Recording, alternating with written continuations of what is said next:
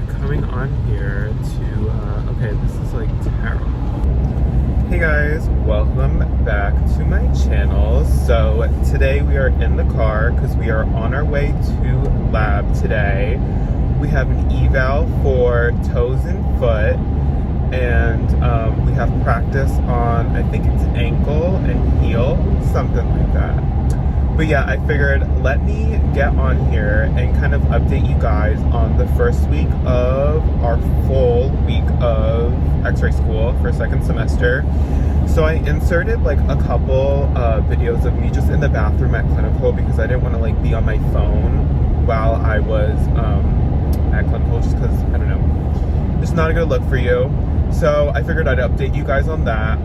So Monday was our first day back, and I was an outpatient, and you know, not too much was going on. We just had a lot of tests to do, which is, you know, simple enough. We did them all last semester. What else did we see then?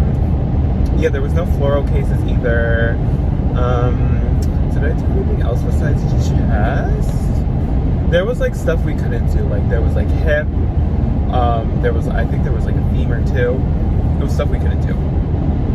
And then on Tuesday, I was in the ER, and that one was a little bit more boring than outpatient, because in outpatient, we typically get a lot of chest to do for PAT, but in the ER, there are so many like portables because of COVID, and like we can't go on those portables just because we can't work with any exposed or people who are suspecting COVID. So yeah, we were just kind of, I did like 3 chests that whole like 8 hours I was in clinical. I was like, all right, I literally did like 3 chests in 1 hour in outpatient, but you know, whatever. Other than that, there was like a lot of stuff that I couldn't do. Like there was another hip, there was femur, there was, what else was there? There was like a bunch of other stuff, but I don't remember like exactly what was there. But yeah, it wasn't too bad. I had a good clinical week this week, which is surprising because I typically don't like the ER because, you know, patients are typically not compliant when you need them to do something, and they're not walkie-talkie. But that just comes with, you know, it's the name of the game when you're in the hospital setting. There's nothing you can really do about that. So yeah, let's see, what else? So I'm taking rad bio, taking equipment operations, and then I'm taking my standard positioning class. Equipment operations seems pretty interesting. Like, we had our first full class of it, and it was kind of just going over like basic malfunctions that could be happening, and like you should be doing a warm-up procedure when you come in the morning because this and this can happen if anything. So I thought that was pretty interesting. And then we had rad bio, which I'm honestly just gonna be like real, it was boring. It was just like your typical, like in the beginning, high school biology, you know, going over DNA, RNA, what are nucleic acids, proteins, blah, blah, blah, blah. So that stuff I'm not really like the biggest fan of like learning, so we'll see how it goes. I really did enjoy equipment operations though. And my professor warned us, she was like, usually students either do good in one or the other, so you want to make sure that you can kind of like divvy that up and make sure you do good in like both, because you don't want to, you know, fail one course because then you have to wait like a whole year to get admitted back into where you need to be. So yeah, that was that. Let me see. Let's go back to clinical. So for this semester, we have to get a total of 10 comps we need, but we also need 4 continuings.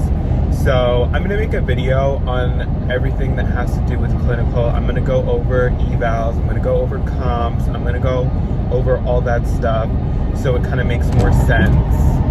But yeah, so we need 4 upper extremities, we need 4 lower extremities, and then we have 2 of either uppers or lowers we can choose. And that's going to be it for the comps. We need like initials, and then for continuing we need 2 chest and we need 2 So it definitely increased itself from the 6 comps that we needed our first semester, which was 3 chest and 3 abdomen. So kind of need to stay on top of that, because if you're not paying attention, you will literally go a couple weeks of clinical and you will realize that, wow, I don't have a comp and I should probably get a comp. So yeah, that's that on clinical. Gotta make sure you're aware and you're hungry for those comps, because there are sometimes you will get some cases that are rare and you're like, all right, why did I let that pass me by? I should have just said, you know what, I'm gonna comp on this instead of just practicing because you're like nervous or whatever. Like, don't let your nerves get the best of you. It's an initial. They can help you a little bit, you know, as long as you know the gist of stuff. Like, you're not gonna do bad or whatever. So yeah, that's that. So like I was saying, I'm on my way to lab right now. My campus is about like 45 minutes from my house. So I like to leave like an hour before I have lab, just in case there's any traffic or like, you know, you get a flat tire or anything. You never know out here. So I'm always leaving like an hour early just in case. So we are evaling today on toes and feet. So we actually do get to go on campus, only for lab though. Everything else, like lecture classes, is on Zoom. So I'm gonna go to lab right now, and I have a little bit of extra time to spare because this is our first eval of second semester. So I want to get there early because I want to go over the anatomy for feet, because that's like towards the end of the eval. And sometimes like my professor be trying to like catch me or whatever and make sure that I know what I'm talking about. So I definitely want to like brush up on my anatomy. Other than that, like positioning and like where your central ray should go isn't really that bad, so I'm not really concerned about that. But I'm just gonna go over it regardless. I made like flashcards, so I can just go over it quick and I don't have to like watch a whole video on it. Let's see. And then, yeah, like I said before, we are doing heel and ankle, I'm pretty sure. And yeah, when we go on campus, we have to go to like this pre-screening area, and you fill out like a survey online, and it basically just asks you like simple questions like, have you been exposed to anyone with COVID? Have you traveled out of state recently? Have you done this? Have you done that? You know, just simple questions. And then if all those questions come back okay, you get like an email, and it's like a green pass, and you show them to the people at the door, and they will let you through. And then that's when you kind of like just walk through the campus to where you need to go. The campus is literally a ghost town. I don't think there's like any other classes besides we have nursing and respiratory students. So it's literally us 3 majors, nursing, x-ray, and respiratory, that have to go to lab, because it's vital for us. Like, we really can't do stuff like that on Zoom, because how are you supposed to show someone, all right, you need to position this and this, when like we can see on a camera that's blurry, and like we can't really see with our like eyes, you know? So it's really vital that we go to campus and we learn. So I'm happy that we are going to campus and stuff like that. We do wear masks, we wear gloves, and there is like an extreme reduction of who's in the lab. There's literally 3 students at a certain time bracket. So I'm at 12:30, and our positioning class will go up until 3, and then like the next class won't go in until 5. So each like kind of like time bracket has 3 students, and then you have like your CI that's instructing you for the stuff. So yeah, I mean, they've done it pretty good. They've spanned it out between 3 days. So Wednesday, Thursday, and like one group on Friday will all go. So our class is not really that big. It's only 21 students going. So, you know, we don't really have that many students, and that's for like the whole year, because my program only admits once a year. So yeah, other than that, you know, that's that.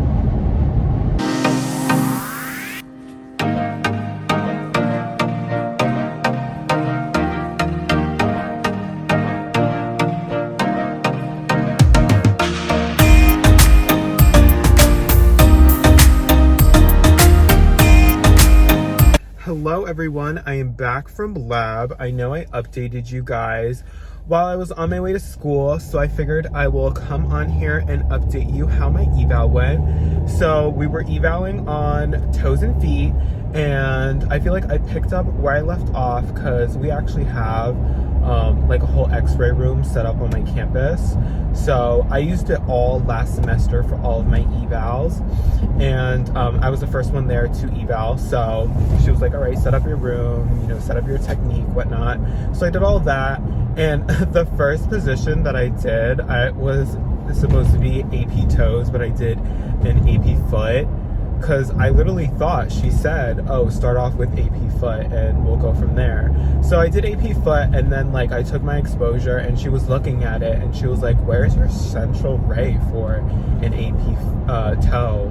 And I for some reason thought we were still on foot, and I was like, oh, it goes at the base of the third metatarsal. And she was like, we're on toes right now. And I was like, I am so sorry, I'm going to redo this.